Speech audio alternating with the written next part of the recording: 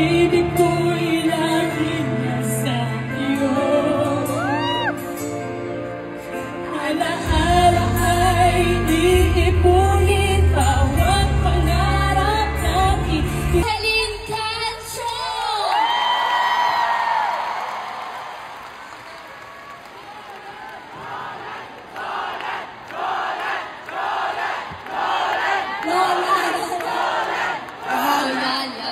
Naiyak ako doon. Mahal ko kayo ng Sex Bomb.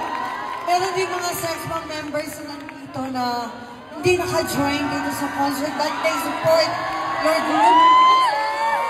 Chola, nandito si Jaja.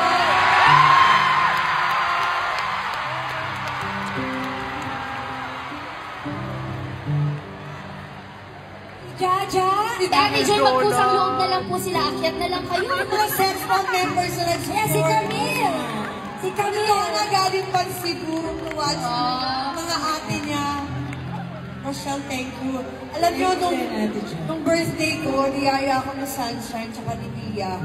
At kinausap ako na, Ate Joy, gusto namin mag-reunion, puproduce kami. Sabi ko, go!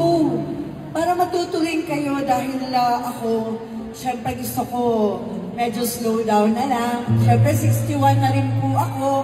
Ayoko ma-stress, di ba? Kailangan talagang happy lang, di ba? At napaka-proud po ang naramdaman ko sobrang napuno ninyo.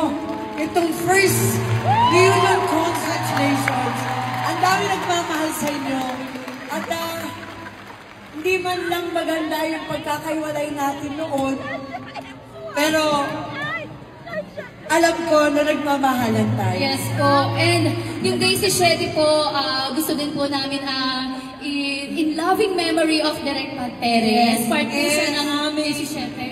Ang aming direktor na si Direk Pat Perez na siyang tumulong sa amin. Kung nagkakalas-kalas kami noon, si Direk Pat Perez yung isa rin na tumatayong magulang sa amin na pinagbubuklod kami. At si Direk Noel Igamen at sa lahat ng staff ng Daisy Shetty.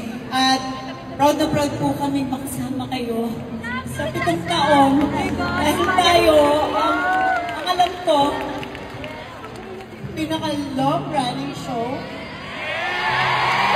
7 years. So yun, welcome back to the channel. Ginanap ang concert ng Sex Bomb nitong Huwebes sa Araneta Coliseum kung saan napuno ang venue ng hiyawan at sayawan. Bumida ang mga original na miyembro na sina Rochelle Pangilinan, Jopay Pagya, Yvette Pabalan, Weng Ibarra, Monique Ban at iba pa. Muli nang pinerform ang kanilang mga iconic songs as Sex Bomb. Nagkaroon ng dance showdown kasama ang EB Babes at nagbalik din ang Sex Balls, ang grupong binuo ni na Michael V. Ogie Alcacid, Wendell Ramos at Antonio Aquintana sa Bubble Gang. Bumisita rin sina Dingdong Dantes, Art Solinap at ang UE Pep Squad. Todo suporta ang mga fans na tinaguri ang pinalaki ng Sex Bomb. Nantaan din sa audience ang mga kapuso stars na sina Andrea Torres at Gabby Eigenman. Dahil sa tagumpay ng unang gabi, gaganapin ang ikalawang concert sa Disyembre 9 sa SM Mall of Asia Arena. Sumikat ang Sex Bomb Girls dahil sa kanilang araw-araw na paghataw sa isang noontime show at pagkakaroon ng hit drama series